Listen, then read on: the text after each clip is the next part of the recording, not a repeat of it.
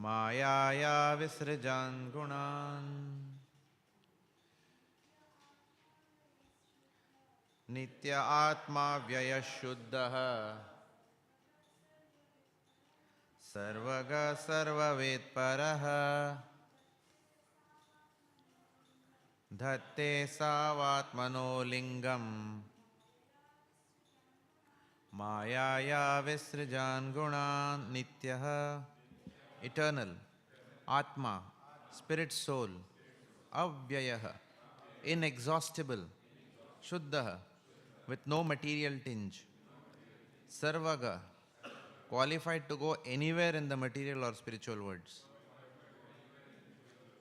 Sarvavit, full of knowledge, Paraha, transcendental to material conditions, Dhatte, accepts, Asau, that Atma or living being, Atmanaha, of the self, Lingam, a body, Mayaya, by the material energy, Visrajan, creating, Gunan, various material qualities.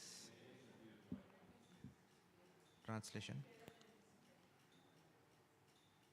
The spirit soul, the living entity, has no death, for he is eternal and inexhaustible. Being free from material contamination, he can go anywhere in the material or spiritual worlds. He is fully aware and completely different from the material body. But because of being misled by misuse of his slight independence, he is obliged to accept subtle and gross bodies created by the material energy and thus be subjected to so-called material happiness and distress. Therefore, no one should lament. Therefore, no one should lament for the passing of the spirit soul from the body. Purport by Srila Prabhupada ki jai. Hiranyakashipu very intelligently described the position of the soul. The soul is never the body. The soul is never the body, but is always completely different from the body. Being eternal and inexhaustible, the soul has no death. But when the same pure soul desires to enjoy the material world independently, he is placed under the conditions of material nature and must therefore accept a certain type of body and suffer the pleasures and pains thereof. This is also described by Krishna in Bhagavad Gita 13.22. Karanam guna sangasya sad asad yoni janmashu. The living entity is born in different families or species of life because of being infected by the modes of material nature. When conditioned by material nature, the living entity must accept a certain type of body which is offered by nature under the direction of the Supreme Lord. Ishvara sarva bhutanam hriddeshe arjuna tishtati. Brahmayan sarva bhutani yantra rudhani mayaya. The Supreme Lord is situated in everyone's heart, O Arjun, and is directing the wanderings of all living entities who are seated as on a machine made of the material energy. Bhagavad Gita 18.61. The body is just like a machine, and according to the living entity's karma, he is offered a particular type of machine to move here and there under the control of material nature. This continues until he surrenders to the Supreme Personality of Godhead. Mam evaye prapadyante mayam etan tarantite. Until he surrenders, the conditioned soul is carried from life to life by the arrangement of material nature. until he surrenders, the conditioned soul is carried from life to life by the arrangement of material nature. Om Ajnanatimirandhasya Jnananjanashalakaya Chakshurunmilitam Yena Tasmai Sri Gurave Namaha. Sri Chaitanya Manobhishtam Sthapitam Yena Bhutale Swayam Rupa Kadamahyam Dadati Swapadantikam Mukham Karoti Vachalam Panghum Langhayate Girim Yat Kripa Tammaham Vande Sri Guru Dinatarinam Vancha Kalpatarobhyascha Kripa Sindhu Bhyayevacha Patitanam Pavanebhyo Vaishnavebhyo Namo Namaha. Jai Sri Krishna Chaitanya Prabhu Nityananda Sri Advaita Gadadhar Srivasadi Gaura Bhakta Vrinda. Hare Krishna Krishna Krishna Hare Hare Hare Rama Rama Rama Hare Hare.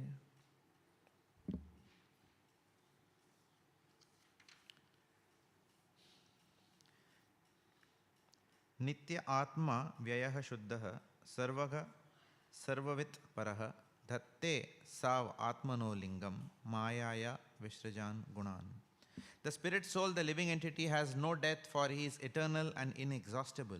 Being free from material contamination, he can go anywhere in the material or spiritual worlds. He is fully aware and completely different from the material body, but because of being misled by misuse of his slight independence, he is obliged to accept subtle and gross bodies created by the material energy and thus be subjected to so-called material happiness and distress. Therefore, no one should lament for the passing of the spirit soul from the body.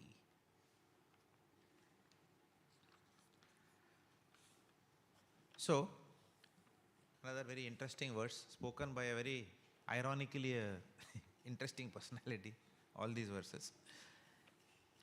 So what is the context that has led to this verse? Very quickly. In the previous chapter, Maharaj Parikshit had asked Sukadeva Goswami about Shishupal. And Shishupal, being a demon, being inimical to the Lord, how come Shishupal got mukti? Sayujya mukti he got, impersonal liberation. How come he got that? So how does the Lord operate with demons? So in response, Sukadeva Goswami is revealing in this chapter who that Shishupal was in previous births. And that's how the context of Hiranyakashipu comes about. He explains that they were none other than Jaya and Vijay in the spiritual world, and then came as Hiranyakashipu and Hiranyaksha, and then as Ravana and Kumbhakarna, and then eventually as Shishupal and Dantavakra. Of course, in Kali Yuga, we know they came as Jagai and Madhai. So having given that particular context of Hiranyakashipu's appearance to, and who is Hiranyakashipu to Parikshit Maharaj, Sukadeva Goswami in this chapter introduces Hiranyakashipu in a major way. That is why this chapter is called Hiranyakashipu, the king of the demons. So there he comes. He is entering now. So this chapter talks of Hiranyakashipu's unbridled anger. Unbridled anger and his response to that anger. Anger and response to anger. Who was he angry at? Lord Vishnu. Why was he angry at Lord Vishnu? Because he killed my brother. He killed my dear brother Hiranyaksha. How dare Lord Vishnu touch my brother Hiranyaksha? That was his mood. It was immaterial to him that his brother was a demonic personality. Just like many parents are completely oblivious to the deeds of their children. They'll say, Mera bachcha, mera lal hai. That lal may be doing so many things, nonsensical in the world. But then overwhelmed by affection, then the parents are not able to see the mistakes, misdeeds of their children. So Hiranyakashipu himself was a demon and Hiranyaksha another demon. So one demon is not able to see the misdeeds of another demon because both are demons, And on top of that, one is the brother of the other. So, now Hiranyakashipu therefore, because he was angry at Lord Vishnu, he started casting aspersions on Lord Vishnu. Lord Vishnu is called as Achyuta. No one can find a fault with the Lord, because the Lord is called as infallible. Prabhu, you want to sit? Sorry, because of that. Yeah.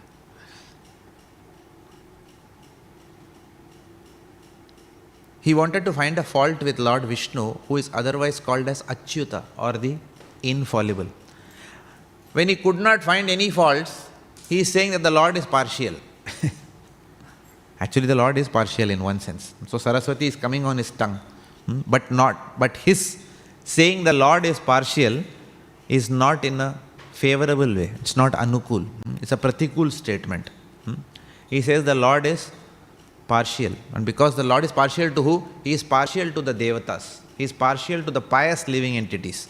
And he is doing partiality in a very negative way with those people who don't respect his authority. And that's why in that partiality towards the pious living entities, he has killed my brother, Hiranyaksha. Therefore, I want to take revenge now. I have to avenge the death of my dear brother. Therefore, he is saying, oh my dear fellow men, my dear demons, go and destroy Brahminical culture in society. Go and destroy Brahminical culture in society. Go and destroy Mother Nature. Destroy the trees which give valuable fruits and vegetables. Destroy the animals. Destroy the fundamental fabric of a country's economy. Economy is not based on Bitcoin. We all know that. Or cryptocurrency. Prabhupada says, economy is based on agriculture and cow protection. So, and Hiranyakashipu was wise. He is not like the modern fools. He knows where to hit. Though he was a demon, he was intelligent. He was a shastrikal demon. He had done Bhakti Shastri course. Right? So he knew what is Varnashrama Dharma. He knew exactly where to hit. So he is saying, go and destroy nature. Destroy animals, especially the cows. Destroy the cow sheds. So he attacked exactly where it will hurt most. So on one hand, he started that carnage. He gave an instruction to the demons. On the other hand, he was a brother. Obviously, some affection was there for his own kith and kin. So, on one hand, he is giving these instructions to destroy Varnashrama Dharma, which is very much part of the Bhagavad Gita. On the other hand, and very paradoxically, he is instructing his nephews on Bhagavad Gita. So, these are the verses from, these are exactly Bhagavad Gita, what he is speaking right now. He is pacifying his nephews. Oh my dear nephews, do not grieve the death of Hiranyaksha, because he was not the body. He was the spirit soul. So he is giving Bhagavad Gita Fande to his nephews. And he is telling them about the temporary nature of material existence. So today's verse, it talks about the temporary nature of the body. And it talks about karma philosophy. What goes around, comes around. And tomorrow also he is going to continue this speaking Bhagavad Gita. Now, how wonderful is this? If someone walks into the class and they don't know who is speaking this verse. If someone walks into the class and they don't know who is speaking this verse, they'll think, wow, the spirit soul. What does this verse say? I can't read from here. I'm going to read from here. The spirit soul has no death, for he is eternal and inexhaustible. And the person has just walked in through the door. And the person doesn't know who is speaking. What do you think that person will think? Who is speaking these verses? A great devotee of the Lord. A great transcendentalist is speaking these verses, because they don't know the title.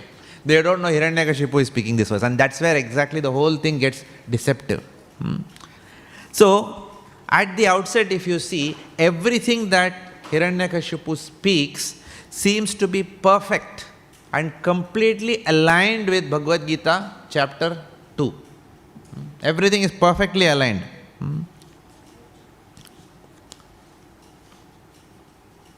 In fact, this verse is very applicable to speak in a funeral. If we go to a funeral and speak these verses, this is where, when someone has lost someone, then philosophically one can speak this, right? So in a funeral, when one usually hears this, then one will say, thank you very much. These are the exact words, that we want to hear from the Shastras. These are golden words. And after that, they ask us, by the way, who spoke these verses? And we tell them Hiranyakashipu. Let's say it is a devotee. We say Hiranyakashipu spoke this verse. And they'll say, oh my God, did he speak these verses? So it's like that. So, now on top of that, Srila Prabhupada, who is a pure devotee, who is a representative of Lord Krishna, he is giving purport on Hiranyakashipu's verses. So somebody may say that also. Why did Prabhupada comment on Hiranyakashipu's verse? Prabhupada should have just skipped it because Hiranyakashipu is speaking. But whereas rather Prabhupada is giving elaborate purports. And in Prabhupada's purports, at least today, he is not saying Hiranyakashipu is speaking and therefore they should not be accepted. Prabhupada is still giving very serious purports to this verse. Right? So if you can see the mood of this section, it is like that. So, if someone is coming in and does not understand the holistic context, he will think these are beautiful verses and he doesn't know who is Hiranyakashipu. But he knows Prabhupada is a saintly person commenting on these texts. So therefore the person will start thinking Hiranyakashipu is a saintly personality. Right? So therefore, one should understand the holistic context of the scripture and not just take select sections. Only then one will get a bona fide understanding of what is going on here. These flowery words of Hiranyakashipu, which he is speaking here, someone can easily fall in love with these words. Heavy, heavy words he is speaking. And then they'll say, who is the speaker? Can we invite him to Melbourne? Can we ask him to give Sunday feast class? This personality, Hiranyakashipu. Therefore, one needs the understanding not only of what is knowledge, but who is speaking that knowledge. Therefore, the book Bhagavata is not enough. The person Bhagavata is also important. Otherwise, this is book Bhagavata which is giving this. But who is speaking this? Hiranyakashipu. Again, ironically, Srila Prabhupada once started a class somewhere by saying, all glories to everyone, to the deities, etc. And then Prabhupada said, all glories to Hiranyakashipu. And everyone was wondering why Prabhupada is saying this. Because Prabhupada was talking about Narsimha Leela. So Prabhupada said, all glories to Hiranyakashipu. In fact, Prabhupada said, all glories to Śrīman Hiranyakashipu. Śrīman is usually used to give a lot of respect to someone. Śrīman Mahaprabhu, like that. Śrīman Hiranyakashipu, all glories to him, Prabhupada said. And Prabhupada said, we must be grateful to him. Now why we have to be grateful to Hiranyakashipu? Because it took a Hiranyakashipu for Lord Narsingadev to descend. That is why we have to be grateful to Hiranyakashipu. Otherwise there would have been no Narsimha prayer, no Namaste Narsimhaya, without Hiranyakashipu. So Prabhupada said we have to be grateful to Śrīman Hiranyakashipu. So everything has to be seen in a holistic context. If someone says we have to be grateful to Hiranyakashipu and then goes out of the class to drink water, then they have missed what was the second part that Prabhupada said. Right? For what reasons?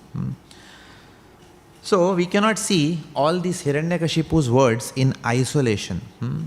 And therefore, the same Srila Prabhupada who said, Śrīman Hiranyakashipu, also created the institution called ISKCON. And in ISKCON, Srila Prabhupada gave us a framework for how to understand Shastras. Prabhupada gave us the framework for Shastric education. Shastric education, Srila Prabhupada said, should focus on three things. What are the three things it should focus on? K for knowledge, S for skills, and V for values. Knowledge, skills, and values. This is the bedrock of Shastric education. Because Simply knowledge and skill without core values is useless. We see enough of that in today's society. What is important is the motivation behind why someone is developing a skill, or the motivation or the intent behind why someone is developing or deploying a specific knowledge. Someone is putting a knowledge to use. That motivation decides whether it is favorable or unfavorable for bhakti. That is very important. I was hearing a podcast by His Grace Chaitanya Charan Prabhu, where he said that he once went and asked his spiritual master, His Holiness Jagannath Swami, he asked, Maharaj, people are giving me feedback that my classes are very technical and sometimes they go above the head. Right? Because Chaitanya Charan Prabhu speaks, very technical, right? People who are technically very inclined, personally I love his classes, and I'm sure all of us love his classes, but for me, I really hear his classes every other day. But in his own humility, he said that people are saying that this is very technical. So what should I do, Maharaj? Like Gaur Gopal Prabhu, many of you have heard Gaur Gopal Prabhu. What is the characteristic of Gaur Gopal Prabhu's classes? Humor and wit, right? So he says, like Gaur Gopal Prabhu, should I include humor in my classes? So he asked this question. So Jagannath Maharaj turned around and told him that you have logic, wisdom and in your classes. Gaur Gopal Prabhu's classes have humor and wit. And I have neither of these qualities, he said. Jagannath Maharaj said, I have neither of this. But I'll give you one thing by which I have been empowered somehow or the other to give classes, and why I can connect. And that reason is that I have genuine concern for the hearer of my classes. So it's not about logic, wit, humor. Preaching is about genuine concern for the welfare of the audience. And if that one quality is there, then preaching is successful. Because someone who is very genuinely concerned about his audience will want to give a genuine product. And which is the only genuine product in this world? Krishna Katha. Because only this, Prabhupada says, can give direction to an otherwise misdirected civilization. Right? So Hiranyakashipu is giving this knowledge of Bhagavad Gita, but what is his motivation? Is it genuine concern for the hearer? No. It is born out of anger and vengeful mentality directed at the Supreme Personality of Godhead. So such knowledge is not going to be of any use. It's useless tinsel, such knowledge. Nevertheless, for devotees, Prabhupada dovetails everything. Prabhupada's only agenda, Prabhupada's agenda here is not to criticize Hiranyakashipu. Prabhupada's agenda is to address our mind, which is like Hiranyakashipu, through the words of the Śrīmad Bhāgavatam.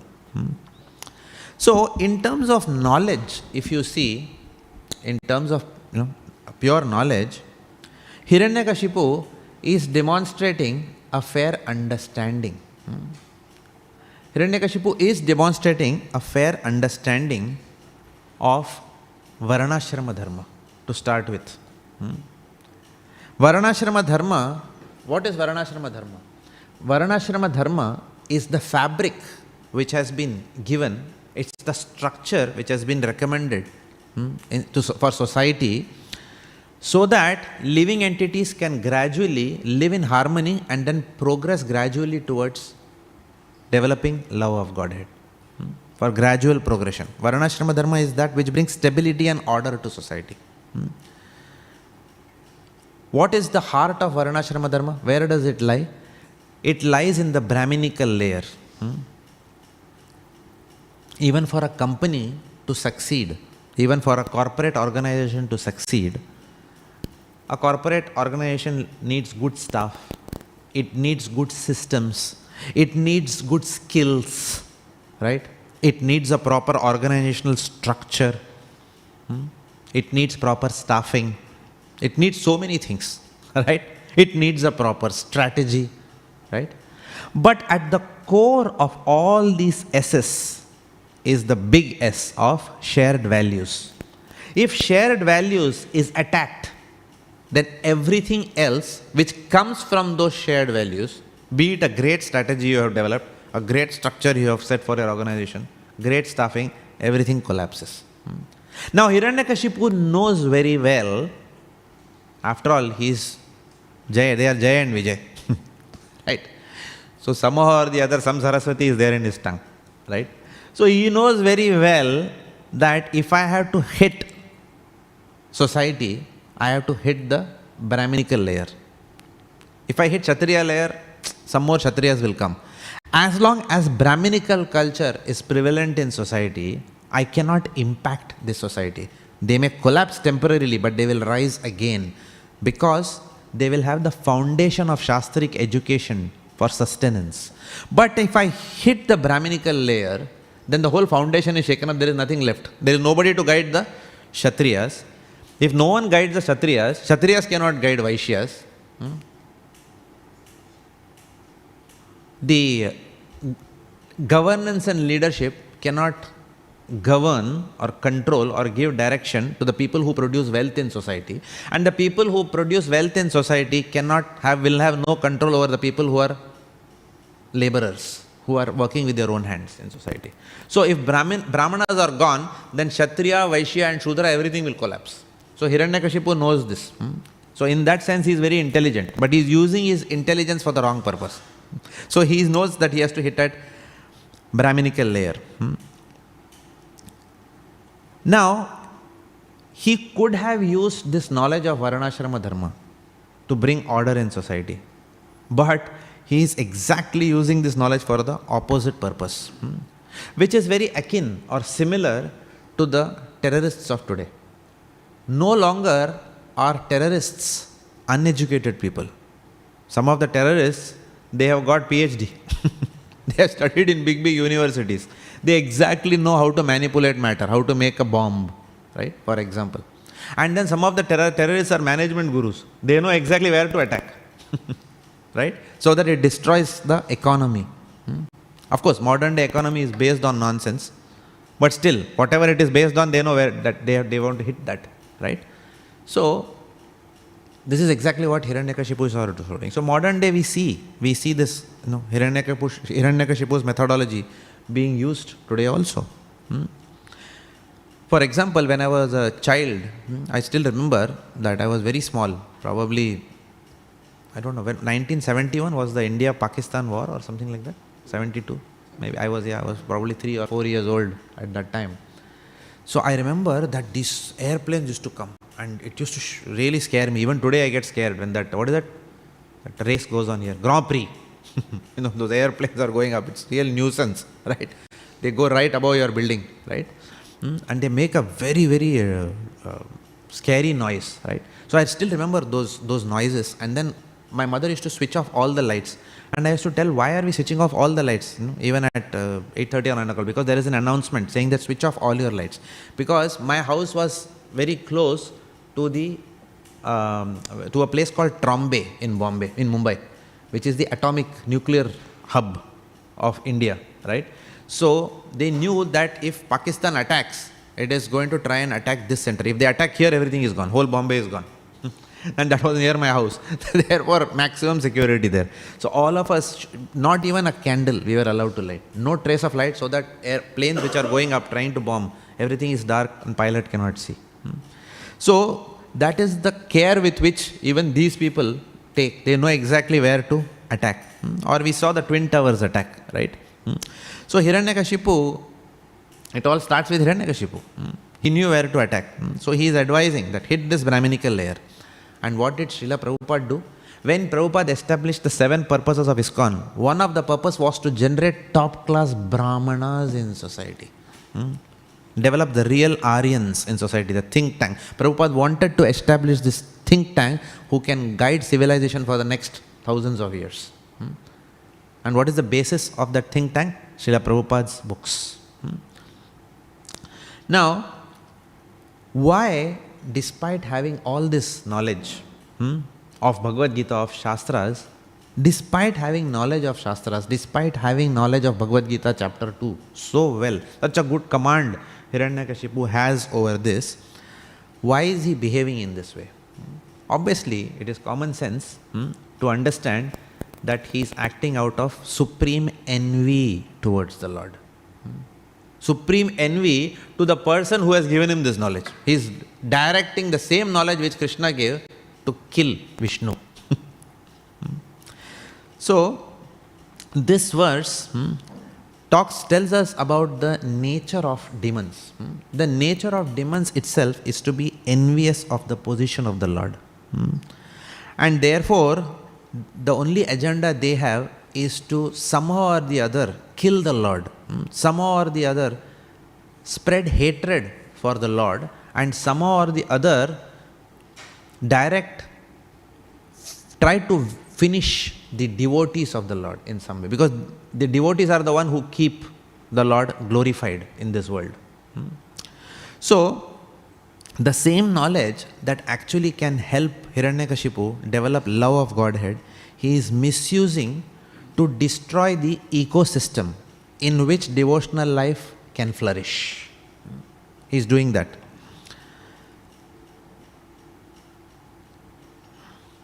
So, in summary of this particular section, knowledge can be great, but great knowledge can do great things for mankind, and it can cause the greatest destruction also of mankind. So it is a double-edged sword, knowledge. Now, not only Hiranyakashipu is demonstrating knowledge, but he is also demonstrating the next aspect of Shastric study, which is skills. He is able to give skillfully this knowledge to the demons, right? Which means he is demonstrating the ability to brainwash. He is demonstrating that ability. He generalizes Lord Vishnu's killing Hiranyaksha to Lord Vishnu's partiality towards the demigods and injustice to the demonic clan. He is coming in that way. That, come on, my dear brothers, my dear demons, we are all one. Right? So he is doing that. Now, if you go back in modern history, there were what they used to call as the Crusaders. You know what are the Crusaders? So what happened was, there was a threat to Jerusalem, to Christianity. Jerusalem, the Muslims were trying to invade Jerusalem and control Jerusalem, right? Obviously, the Christians were not very happy with that. Therefore, there's a lot of army that came in to fight against this, to guard Jerusalem against the Muslim attack, invasion. Now, while this was anyway going on, this news had somehow reached Germany. So what happened? In Germany, the farmers are not even Kshatriyas, the farmers are Vaishyas. So the farmers heard this, and how did they hear this message? They said, they heard from whoever preached to them that if you can kill even one person who is inimical to Jesus, who is the only savior.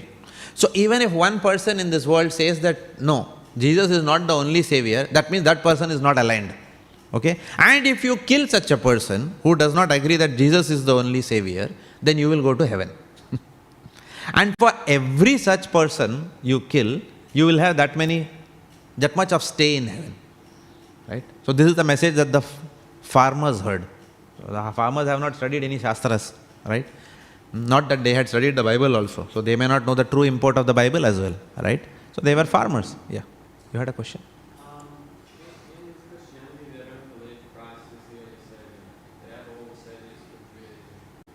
Very good, which means you seem to have studied it nicely. Yeah. So these people had not studied it, looks like. Therefore they said like that to the farmers. And the farmers also started, they were naive. So they took that, brainwashing. And then what happened?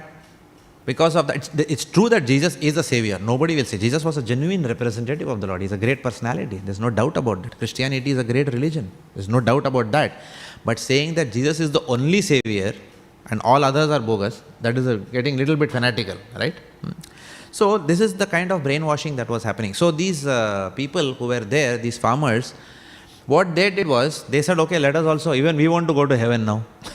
So let us march. But when they started marching, original intent was to go where? To Jerusalem to ward off the Muslim invasion. But on the way in this march, they met the Jews. And they said, hang on, even these guys are not accepting this philosophy. So even if the whole philosophy was that whoever does this, if you kill that person, you will go to heaven. So let us attack the Jews. And that's how this whole thing started. So this is the power of brainwashing innocent people. So they otherwise they don't know what they are doing right now, right? Obviously, having done that, they cannot be called innocent anymore, right? They had the option to study pure Christianity directly the way that Lord Jesus gave them. It would never have happened. Even the 10 commandments tells thou shalt not kill. So where is the question of sanctioning killing of Jews or anyone for that matter, right?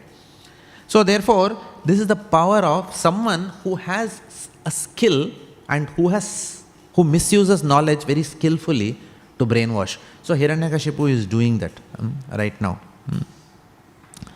Now, similarly in India also. India, this happens all the time. In India, what happens? It's not Jesus Christ or anything. In India, it happens based on, mostly the Indian politicians do it based on caste and creed. They use it to polarize society. And if the politician is a very good speaker, then such a person can come to power very quickly, right? Even if they go to jail and are in prison for murder and rape, they still come back and get re-elected as leaders. This is nonsense going on in today's society, right? Because someone who can speak well, generally the innocent masses, they tend to vote for that person just because his rhetoric pandered to some of their own insecurities. So Hiranyakashipu is also exploiting this very wisely here. So the people who get convinced, who are the people who get convinced with such rhetoric? Who are the people who get convinced with such bogus philosophy? Or genuine philosophy given with a ulterior motive? Right? Who are the people who get? These are the people who have never studied the scriptures, okay, or who are convinced in their confusion. Who are convinced in their confusion. Right? For example, I was recently in Mumbai. So I had a guest. So I was speaking. This person was a guest, so obviously I had to maintain the Atithi Devo Bhava, they say. Guest is like God. So I could not go too much in preaching. But I was just asking this person, what is your philosophy? He said, in our religion, he belonged to some religion, I don't want to name that religion right now. So he started off by saying, in our religion, Krishna is not God. We don't, in fact, he's saying Krishna is in hell because he married. I said, I also married, you also married. Should we go to hell just because we married? So there was something going on like that, okay. So then I said, then who is God? Then he said, some Mr. A is God. Okay, we believe A is God. Then I said, that means A created the whole world? He is the cause of everything? No, that is Brahma. Then I said, that means A created Brahma? No, there is nothing that A created Brahma. Then I said, I am confused. If A did not create Brahma and Brahma created everything, then Brahma should be God. Yeah, we also say that Brahma, Vishnu, Mahesh is God. I said, very good, come to the party. Right? Okay. Then after some time, then I said, Brahma, Vishnu, Mahesh are God. And then he said, but then A says that everybody is God. Then I said, everybody is God. That means you are God and I am God. I asked him. Then he said, yes, you are God and I am God. That means actually you and I created the whole cosmos. Do you really believe that? I asked him. He said, I'm not sure. Right? But We say that we are only God. Then I said, if you and I are God, then you and I are only, then maybe you are Brahma, I am Vishnu or something like that. And where is the third person here? Where is Mahesh? Who is that? Because there are so many people. Will there not be a competition of who is Brahma, Vishnu and Mahesh? If all of us are gods? So this is utter confusion. And then finally I asked him, okay, enough of philosophy. Prabhupada always said, what is your philosophy? What is your practice? What do you practice to attain realization? What is the goal of your life? So he said, moksha. I said, how do you attain that? He said, we have to light a candle and we have to watch the candle light. Like that. I said, oh, that means you watch candle light every day for how many hours? He said, I don't have time, he's saying. Candle light, who will have time to watch full day? Right? So there is no sambandha gyan. There is no understanding of who is God and who are we. There is no understanding of what is the goal of life. And therefore, there is no understanding of the process also. So, this is confusion. This is called as confusion. And such persons, okay, they go about and confidently talk to other people also. And some other people, sorry, I'm getting a cramp. So some other people are there. There is an example which we heard in Radha Gopinath Prabhu's classes. This is about a person by the name Muhammad. He was a true Muslim, right? Going to the mosque every day. One day, what happened was, suddenly this Muhammad stopped going to the mosque. So whoever was in charge of the mosque, he said, go and find out why this Muhammad is not coming to the mosque, right? So then he sent another fellow, Abdul. Abdul went and found out where Muhammad lives. And then he asked Muhammad, hey Muhammad, since the last many months, you have stopped coming to the mosque. Why? So Muhammad said that, I have studied the Quran, therefore I am not coming to the mosque. I said, oh, is it? What is written in the Quran? In the Quran it is read, a real Muslim will never enter the mosque. I said, hang on, will the Quran ever write like that? Right? So he went back and he told the head of the priest, whoever was there, he said, he is saying like this. So he opened and yes, it is written, a true Muslim will never enter the mosque. But in the next page it was written, without washing his feet. Right? So he did not read that part. He only took the first part. This is called as Ardha Kukut Nyay, half knowledge. So people are confused even in India because of half knowledge. Right? Not only in India, everywhere people are confused. Right? So these are examples.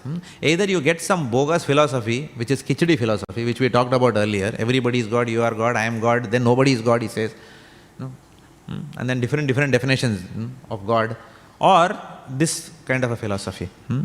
So this is the reason for chaos in society. So Hiranyakashipu is perfectly exploiting this situation. So and who thrives? When everyone is confused, a great speaker always thrives. Because it is said, in front of a dumb man, a person who stammers is the erudite speaker. Right? So this is the problem. Now Hiranyakashipu in this verse, or in last few verses in fact, and even in the next verse, he is also talking of Sankhya philosophy, the temporary nature of the body, the material elements. He is talking about all that. So he is demonstrating his ability to not only influence people but also pacify people at the time of their grief. People are wounded. Diti is crying over there, right? So he is pacifying them also. Obviously, it seems that he has got some kind of vibhutis from the Lord for being Jai and Vijay. The ability, all ability in man comes from Krishna himself, right? So he is using that vibhuti. However, Śrīmad Bhāgavatam elsewhere in another section talks about this beautiful verse. Yasyasti bhaktir bhagavat akinchana sarvair gunaya tatra samasate sura harau abhakta kuto mahadguna manorathena sati dhavato bahi. Prabhupada there writes that a non-devotee cannot have any good qualities. Doesn't mean non-devotees cannot be good people, but that is very circumstantial. When a conditioned soul is influenced by the mode of goodness, they do good things. That's all. Right? Eventually they will be caught by the mode of passion and ignorance. That's why that verse. Haro abhakta kuto mahadguna. As someone said, even a watch, a clock which has stopped, shows the right time twice a day. Even a clock which has stopped working shows the right time twice a day. Right? So that is the philosophy of these people. Right? So the Śrīmad Bhāgavatam clearly says this is nonsense. Even whatever philosophy or Sanskrit must have been written, the Bhagavatam clearly says, Na yad vachas chitrapadam Hare yaso. Jagat pavitram pragranita karhichit. Na vayasam tirtham ushanti manasa. Na yatra hamsha niramanti ushikshayaha. Prabhupada says that one can speak very flowery words. One can quote from here and there. One can write excellent novels, show tremendous knowledge, control over grammar, poetry, everything.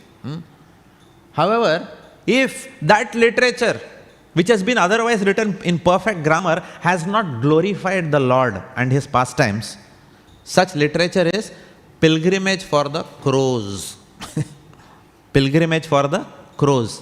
Which means what? Where do crows congregate? In garbage.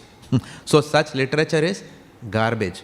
On the other hand, in the next verse, and this is Narad Muni telling Vyasadeva, on the other hand, that literature which glorifies the Lord, even if it is imperfectly composed, Shrinvanti Gayanti Grinanti Sadhavaha, is glorified by all transcendentalists simply because even if imperfectly composed, it glorifies the Lord. So Hiranyakashipu's verse may be perfect in Sanskrit, may be perfect in terms of its philosophical content when seen in isolation, but it is useless because it will not generate rati. It will not generate love of Godhead. So it is useless literature in that sense. But of course, for us, because it is contained in Śrīmad Bhāgavatam, it is still useful because we are interested in studying Srila Prabhupada's purport, not in studying Hiranyakashipu's intent. So, devotees do not care about erudition. Devotees do not care about grammar. The same thing was demonstrated in Lord Chaitanya's pastimes also. Lord Chaitanya, when he saw the Brahman who was reading the scripture upside down, Bhagavad Gita, but he was having tears in his eyes. So Lord Chaitanya said, you can't even understand this. Why are you crying? Then he says, how compassionate. I just saw the cover. How compassionate is this Lord who has become the servant of his devotee. When I see this, I am thinking of the Lord. And every page that I open, I can only see the Lord. Chaitanya Mahaprabhu said, this is bhakti, you can give class. Not those people who simply can recite Sanskrit, but who can't see Krishna in Bhagavad Gita. So, most important essence here is seeing Lord Krishna in every verse. Because the whole intent of Shastric study or any activity is what? Developing love of Godhead. Dharmasva anushtita pumsam vishvaksena kathasu yaha na utpadayed yadiratim shrama evahi kevalam. Any activity is useless waste of time if it does not develop love of Godhead. So this is another example. Yet another example from Lord Chaitanya's pastimes, underlining or underscoring this is, we all know that Lord Chaitanya Mahaprabhu used to do pastimes in Srivas Angan, in Srivas Pandit's house. Now, not everyone was invited inside, inside those chambers, right? So once what happened, Srivas Pandit brought one very apparently saintly looking personality. Falahari Baba. Falahari means what? One who only takes fruits and Dudwala Baba. Only one who takes fruit and milk. So he brought him in Lord Chaitanya Mahaprabhu's pastimes. And Mahaprabhu is feeling something is wrong here. Someone who should not have entered is entering here. And Srivat Pandit said, Mahaprabhu, he is eating only fruits and he drinks only milk occasionally. Mahaprabhu said, do you think that is a qualification for Krishna Bhakti? Eating only fruits and drinking milk? Even herbivorous animals do that. Who may not have bhakti, right? Just like someone went proudly and told Prabhupada, Prabhupada, I have become vegetarian. Prabhupada said, monkeys are also vegetarian. What is the difference? As if becoming vegetarian is something big. It's like, in Hindi movies earlier, I remember old movies, they used to say, Hamra beta BA hai BA. You remember these movies? In those days, Bachelor of Arts was a big qualification. If today someone tells, my son is BA, so what BA? Oh, he must be working in a call center then. Right? So what is a big deal? Right? In just drinking milk and eating fruits. Mahaprabhu said that is not the essence. He says, better than that, Mahaprabhu told after that, he's saying better than that is Gajendra the elephant. Though he was elephant, he could not recite the Vedas. But at the time of distress, and he was very attached to his family also. So he's a very ordinary personality. But at the time, at least what happened? At the time of distress, he had surrendered to the Lord. So if someone is not surrendered to the Lord, all these austerities will not help. The same principle was also given in Śrīmad Bhāgavatam by Jada Bharat to Rahuguna. Rahuguna etat tapasana yati. Na chejjaya nirvapanad grihadva. Na chandasa eva jaladagni suryer vina mahatpada rajobhishekam. Which means what? He says, my dear Rahuguna, don't think that by going and sitting in the hot summer, amidst burning fire and doing those austerities, you have done something great. Don't think that in the cold of winter, you go and sit in the ocean, completely naked, and you are able to sustain that cold. Don't think that by that austerity, you have attained anything. By all this, the heart can become hard, right? The simple way of attaining love of God is what? Vina mahatpada rajobhishekam. Take the dust of the devotees, of pure devotees of the Lord on your head. Which literally also means that, but means follow in the footsteps of the devotees. Which is what Rupa Goswami also says in Nectar of Instruction. Sangatyagat sato hritye. Follow in the footsteps of the devotees. That is the way of attaining love of God. Not all these austerities. So, Hiranyakashipu's mood is completely pratikul here. He is speaking all kinds of philosophy, but at the end of the day, that philosophy is not going to lead anyone to love of God. Many people go to different schools and come after that to ISKCON. They say, when we say study Bhagavad Gita, they say, yeah, we have Bhagavad Gita at home. Then whose Bhagavad Gita you have? We say. And they say this Nanda and that Nanda. I don't want to name. Right? Then they tell that, is it okay if we study that? Then we say, why don't you study Prabhupada's Bhagavad Gita as it is? Then they sometimes study also. And they say, they study initial few chapters of Bhagavad Gita and they say, everything is same. Everything is same. Even that Nanda is saying that, we are not the body, we are the soul. So everything same. Like that. No. Everything is not same. There is one example that I once heard from one of my mentors who was Gopal Krishna Maharaj's devotee in Toronto, disciple. He said a very good example. I still remember it vividly. It was 2002 I heard this example. It stays with me. He said when an aircraft takes off from India, let's say Mumbai, hypothetically, example, or from Delhi, let's say it takes off from Delhi. It takes off. And then where is it headed? It's supposed to land in San Francisco, in California, right? Now, is that a short distance or a long distance? It's a long distance, right? So, and nowadays they have that, what is that called as in-flight entertainment. Now, as a devotee, we may not see that, and we may see that and not tell others. That's a different thing. Right? But in that in-flight entertainment, you have something called as flight path. Have you touched that flight path? You'll always see the aircraft going like this. They keep adjusting the nose of the aircraft. You know why they do that? Because it is said that over a long distance, the tan theta principle of trigonometry matters. Opposite side by adjacent side, right? So what happens? Tan theta means even a half a degree or 1 degree variation over a long distance means instead of landing in San Francisco, you will land in Vancouver.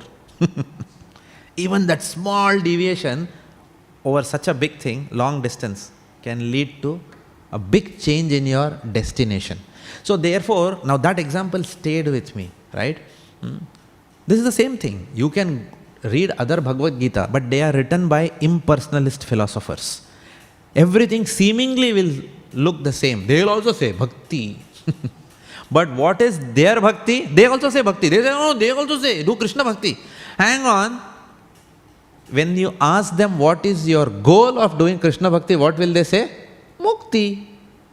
You never ask them because you never had that question. Right?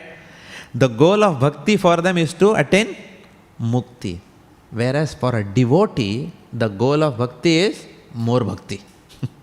That is the difference between Brahmavad or Mayavad philosophy and our philosophy. Even within Brahmavad and Mayavad, both are still different. Brahmavad is still acceptable. Brahmavad simply means there are three features of the absolute truth. Brahmeti, Paramatmeti, Bhagavan iti shabdyate. So it just means that some people are attracted more to the impersonal feature, the Brahman feature of the Lord.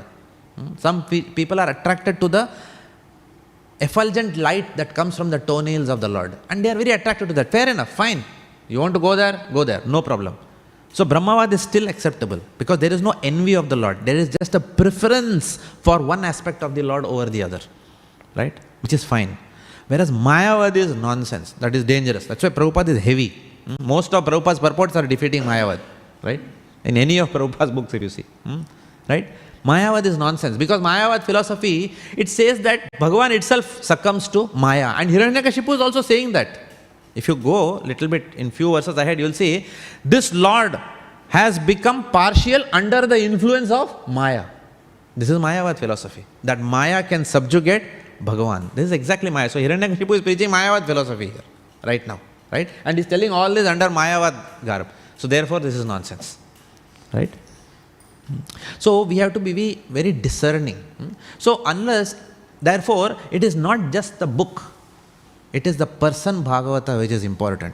Some people say, Prabhuji, I don't want to do Bhakti Shastri, I don't want to do Bhakti Vaibhava, I don't want to do all these things. I'll sit at home and study, I don't want to hear lectures. I'll sit at home, just give me the book, I'll study Bhagavad Gita. By that, will we understand Bhagavad Gita? Has anyone understand Bhagavad Gita without guidance from some experienced devotee? It's not possible. It's not possible. Whatever our understanding will be hollow at best. And the moment someone comes and asks us a question, that balloon is gone there itself. Again come back. You went and played kabaddi, you went to the opposite camp, you got out there itself. Or you came back. Right? So therefore it is important to study the scriptures scrutinizingly and understanding the Bhagavatam and Bhagavad Gita holistically, especially Śrīmad Bhāgavatam. Because Śrīmad Bhāgavatam is a Purana. Śrīmad Bhāgavatam contains a lot of pastimes, unlike Bhagavad Gita. Bhagavad Gita is more of instructive in nature. Gita Upanishad is very instructive in nature. Nectar of instruction is very instructive in nature. But nectar of devotion and Śrīmad Bhāgavatam, this has got a little different mellow. Right? So there are a lot of pastimes here, but the pastimes have to be understood in a holistic context. If we just take select sections and draw conclusions out of that, then it could lead to dangerous consequences.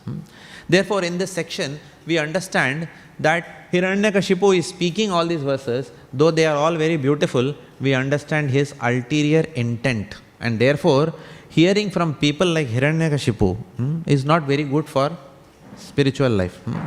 Because there is no empowerment of the Lord under this instruction. Prabhupada said, purity is the force, books are the essence, and utility is the principle. But purity is the force. So we can speak big things, but our message will be only effective to the audience to the extent of our purity. Whatever we do with ulterior motives is not going to come under the realm of pure devotional service. What is pure devotional service has been defined by Rupa Goswami. Anya abhilashita shunyam jnana karma dhyanavritam. Pure devotional service is that which does not contain any speculative knowledge, like what Hiranyakashipu is talking right now. The Lord who is influenced by Maya, is saying. Lord cannot be influenced by Maya, right? So it's speculative knowledge he's talking, deliberately, because that's a characteristic of demon. That's why he's called as demon, though he's speaking this. So these Mayavadis who are there in today's society, they may call themselves with big names. They may roam around with big beards, right? And they may talk. You are not this body. You are spirit, soul. They may talk like that and people will say, how saintly, what eyes, what voice. But it is nonsense, and that person is a demon is sitting inside in the garb of a transcendentalist. So unless one comes to study the books written by a genuine Vaishnava like Srila Prabhupada, one is not going to understand anything in the realm of transcendence. I'll stop here, and I need your blessing so that we remain in the shelter of Srila Prabhupada's books always, and be safe in our journey to the spiritual world. Srila Prabhupada ki jai. Any questions, comments or corrections? Hare Krishna Prabhuji. Yes. You mentioned the Mayavads, and did you say Brahmavad? Yes. So the Brahmavads, are they aware of the personal aspects of the Lord being the absolute? Yeah. They are, but they just prefer the input. Okay, cool. Thank you so much. Yeah. So they will never say, you are God, I am God, everybody is God. They just... The Brahmavad's quest is more of peace and tranquil. That's their quest. And the devotee's quest is exactly opposite, as what Lord Shiva tells Parvati during the Chitraketu's pastime. What Lord Shiva is telling Parvati, what is that? Was that the section? Am I misquoting or I am quoting properly? Narayana parasarve na kutaschana bibhyati. Swarga apavarga narakeshu apitulyata darshanam. He says that you may have cursed Chitraketu, but Chitraketu doesn't care about your curse, because for a devotee, he is a devotee of the Lord, right? So even if you have cursed him to be a demon, it doesn't matter. For a devotee, it doesn't matter heaven or hell, because a devotee doesn't chase material happiness or material peace. Doesn't chase. Now, it's not that we don't want it, but the goal of our sadhana is to not become happy and peaceful, right? Especially in this material world, anyway, it is designed not to be peaceful, right? But a devotee does not care about his or her own happiness. Otherwise, why would Srila Prabhupada leave Vrindavan? Prabhupada could have easily taken the position of a guru. Bhaktivedanta, he could have actually even gone to the West, got few disciples and come back and said, enough, now I have proved myself. I have done prototype. Right? Now I will be the Mathadipati of Bhaktivedanta Saraswati, the next most illustrious disciple, because I have got 5 Westerners. How many Westerners have you got? And Prabhupada could have sat and become the head of Gaudiya Math. But what did he do? Prabhupada relentlessly worked. He went to the ghettos in the most difficult areas in the West, which is actually hell. At that time, that was hell, right?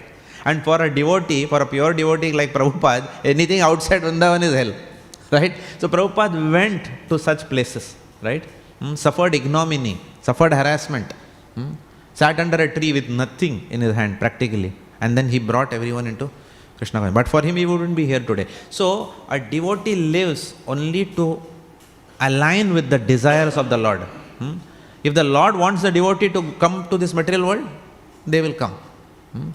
Even when Prabhupada was leaving, Mataji can correct me if I am misquoting, but even Prabhupada was leaving, disciples asked Prabhupada, can you stay? And Prabhupada said, I'll ask Krishna. And then Prabhupada came back and said, he said, it's up to you, like that. Something like that I heard. Yeah. So devotees only live and die for the Lord. Devotees are not interested in peace, shanti, om shanti, no. Devotees go to the most ashant places and then bring shanti in that place. Because Lord Chaitanya Mahaprabhu said, Bhukti Mukti Siddhi Kami Sakali Ashanta, Krishna Bhakta Nishkama Atayeva Shantah. It is only a devotee who is himself shant, and therefore he can bring others also to shanti amidst all this ashanti which is prevailing today. So therefore, yes, so the Brahmavadi's preference is, the Brahmavadis are transcendentalists, there is no doubt about that, and Prabhupada himself writes that in his purports. But the Brahmavadi's quest is not the ultimate, does not give the highest happiness to the Lord, because they are still seeking something for themselves, right? Whereas a devotee doesn't seek for himself. Devotee doesn't even seek admission into the spiritual world. I am not saying this, Bhagavatam says that. Salokya sarishti samipya ekatvam apyuta diya manam na grananti vina mat sevanam janaha. Devotee does not want any of these types of mukti, because there is no seva in mukti. Devotee only aspires, mama janmani janmanishvare bhavatat bhaktir ahaitu kitvayi. Oh my Lord, may you give millions of lifetimes to me, but keep me as your dog. Give me life in any species. And this is Bhaktivedanta Thakur is praying like this. Give me any species, but let me be your devotee. Let me always be in service. So a devotee's fear is not about whether I'll get mukti or not. A devotee's fear is, in the next lifetime, will I lose my devotional service? Will I be in association of Melbourne Mahaprabhu Mandir devotees? This is a devotee's constant fear. This is only fear. This is a healthy fear which devotee has. And Krishna is pleased with such fear. Anything else? Hare Krishna Madhuri.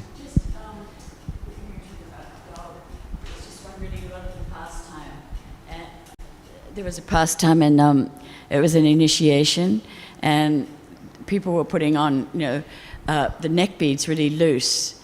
And Prabhupada said, no, no, no, like this, they should be like this. He is now my dog. So it was just a really, he's now, this is the obedience of, and it was just such a, everyone just looked up. It was amazing, but it was just that idea. Anyway, I thought it was just a really great story. Haribol. Thank you for that, for sharing that with us. Yes, Prabhuji.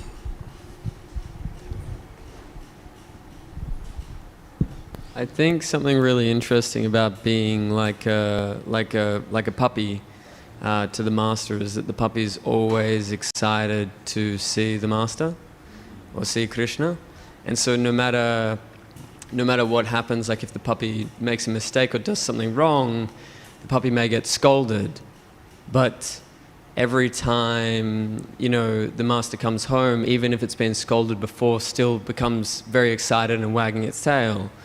So, as a disciple, no matter what mistake you make, the master doesn't take its love away from you, just as the puppy doesn't take away its love from the master, just for being scolded. So, it's very interesting to look at it that way. Thank you. Very profound point. Thank you very much for sharing that.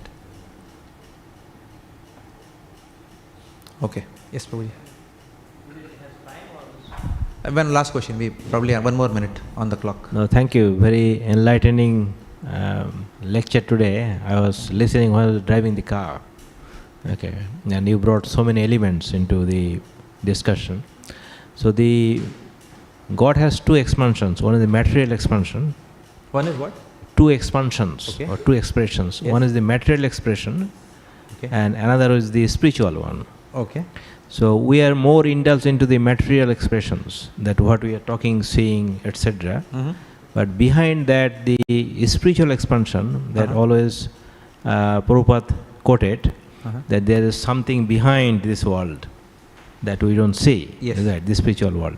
Just one small correction there. Yeah. There is nothing called as a material expansion. The expansion of the Lord is never material.